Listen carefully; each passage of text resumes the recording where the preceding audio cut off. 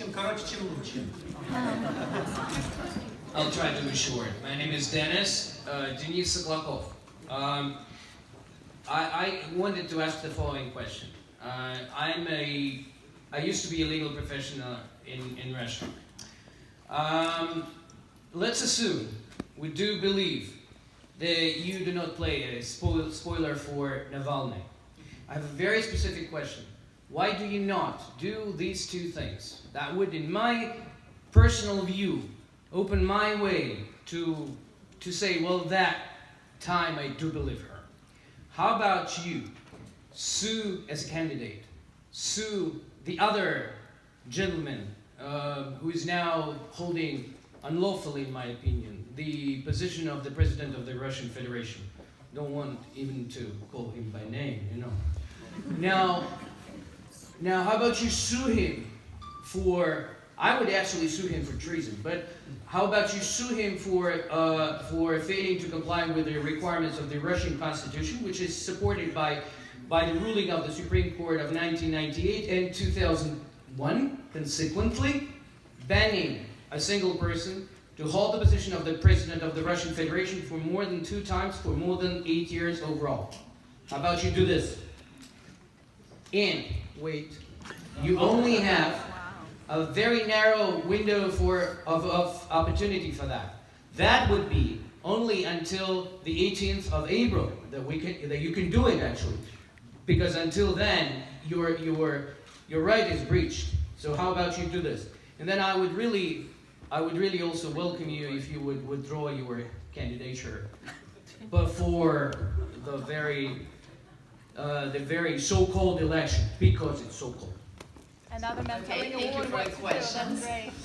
I would do this. First of all, as you know, the new kind of change which was made in Constitution is saying that it's 2 times running, подряд.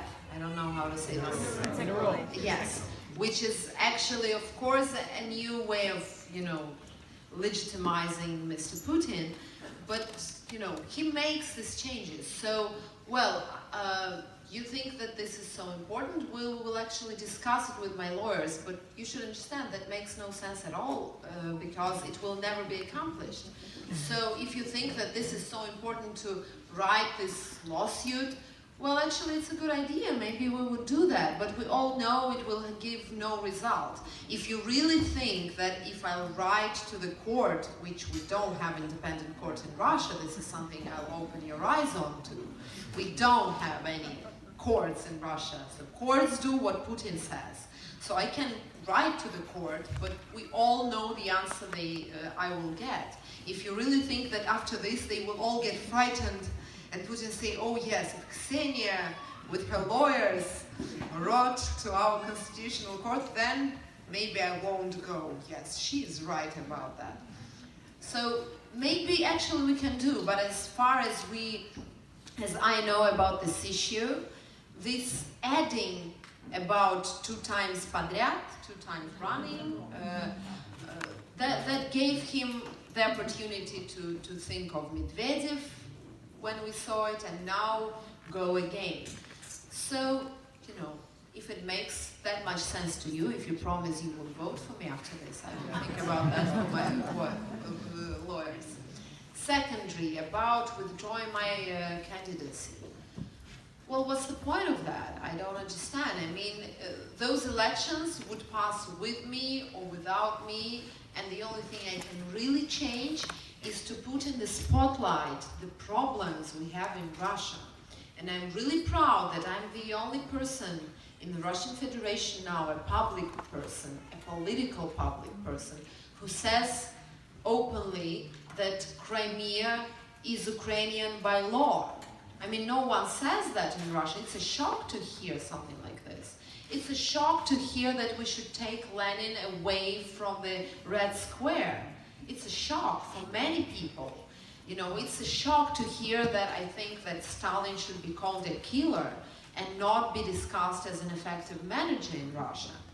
It's a shock to hear about political prisoners and the name of real corruptioners, which I do in any federal television when I have time slot there. So I think it's much more important to talk to people through this opportunity than just to lose this opportunity in order to do what? In order again to sit at home? What will it change like this?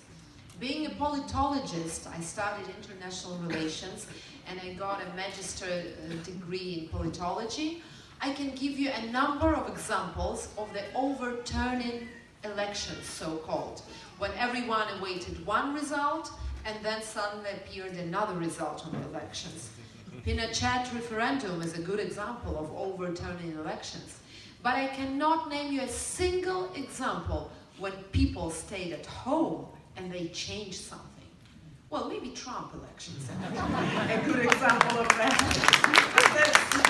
That's not actually, we're not sure if those changes are to better. So let's see. I have to say that this, as a political scientist, this warms my heart to hear her talking about